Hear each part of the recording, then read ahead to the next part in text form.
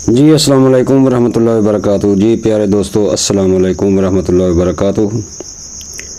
प्यारे दोस्तों, आज मैं आप दोस्तों के लिए एक शुगर का पेटेंट नुस्खा लेकर हाजिर हुआ हूँ। मेरा अपना ज़ाती मुजरब है जो शुगर पर भी काम करता है, मुसफ़्फ़ी खून भी है, कब्ज़ कुशा भी है, जहरबाद के लिए भी मुजरब है। फोड़े फिंसियाँ भी ख़त्म हो जाती हैं, अंदरूनी इन्फेक्शन भी ख़त्म हो जाती है, वबाई बीमारियाँ भी ख़त्म हो जाती हैं। तो प्यारे दोस्तों, चलते हैं नुस्खे की तरफ। नुस्खा कुछ यूँ है कि 5 किलो नीम के पत्ते 10 किलो पानी में उबाल लें। जब 5 किलो पानी रह जाए तो उसको पुन लें। उस पुने हुए पानी में पत्थर मेहंदी 1 पाव, हल्दी गंडी 1 पाव, इंदरजो तलख 1 पाव, कौड़ इंडियन 1 पाव और ज़ीरी स्याह 1 पाव, रसौंत आधा पाव। रसौंत अलहदा रखनी है, बाकी चीज़ों को सफूफ कर लेना है।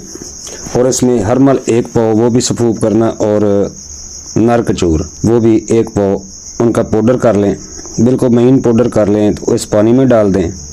और अब रसौंत जो खुद साख्ता अपनी बनी हुई है वो भी इसमें आधा पाव डाल दें। खूब पकाएं यहाँ तक कि ये हलवा टाइप बन जाए। जब हलवा टाइप बन जाए तो इसको रेत जंतर करें। रेत के ऊपर रख कर इसको बिल्कुल खुशक करें, यहाँ तक खुशक करें कि ये गोलियां बांधने के काबिल हो जाए। जी, अब इसमें 50 ग्राम आप कस्टर ऑयल डाल दें। कस्टर ऑयल डालकर इसको कढ़ाई से निकाल लें और हामन दस्ता में खूब घोटें।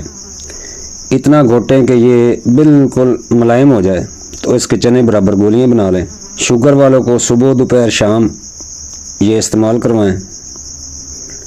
और जो बाकी इन्फेक्शन वगैरह है या कि खून ख़राब है, जहरबाद है, फोड़े फिंसियाँ हैं, चेहरे पर दाने हैं, उनको सुबह शाम दें पानी के साथ। फास्ट फूड वगैरह बंद कर दें। शुगर वाले चावल ना खाएं और मीठी चीज़ों से परहेज़ करें। तो इंशाअल्लाह ताला 1.5-2 माह में शुगर नॉर्मल हो जाएगी। तो फोड़े फिंसियाँ तो हफ्ता 1.5 हफ्ता में इंशाअल्लाह ठीक हो जाएंगी। चेहरे के दाने जो हैं वो भी 1-2 हफ्ते में, 3 हफ्ते में ठीक हो जाएंगे।